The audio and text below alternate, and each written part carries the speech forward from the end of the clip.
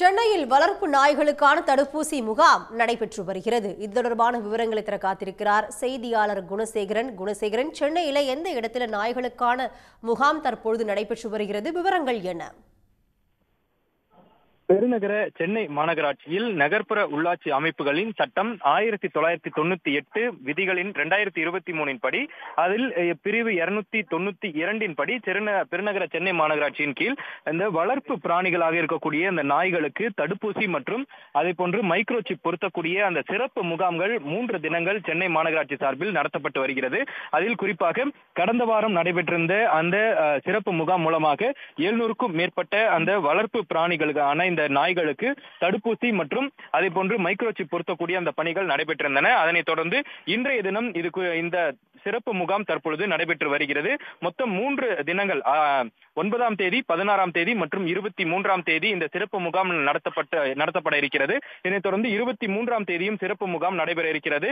இந்த சிறப்பு முகாம் மூலமாக உரிமையாளர்கள் எளிதில் பயன்படும் வகையில் மைக்ரோசிப் பொருத்தக்கூடிய அந்த பணியும் வெறிநாய் கடி அதாவது ராபிஸ் நோய் தடுக்கக்கூடிய அந்த தடுப்பூசியும் செலுத்தக்கூடிய அந்த பணிகள் தற்பொழுது நடைபெற்று வருகிறது. அதிலும் சென்னை மாநகராட்சியில் திருவிக நகர், புளியந்தோப்பு, லாய்ட்ஸ் காலனி, நுங்கம்பாக்கம், கண்ணமாப்பேட்டை, மீனம்பாக்கம் உள்ளிட்ட அந்த 7 பகுதிகளில் இந்த சிகிச்சை மையங்கள் அமைக்கப்பட்டு அதற்கான அந்த தடுப்பூசி செலுத்தக்கூடிய அந்த பணிகள் தொடர்ந்து நடைபெற்று வருகிறது.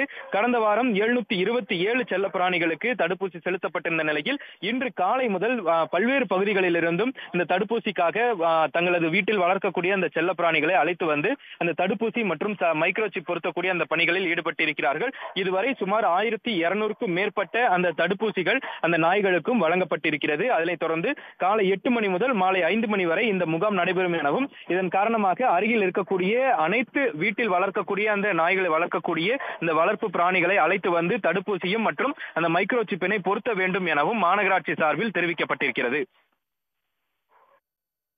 குணசேகரன், தற்போது விவரங்களுக்கு நன்றி. உடனுக்குடன் செய்திகளை தெரிந்து கொள்ள சன் நியூஸ் பெல் ஐகானை கிளிக் பண்ணுங்க.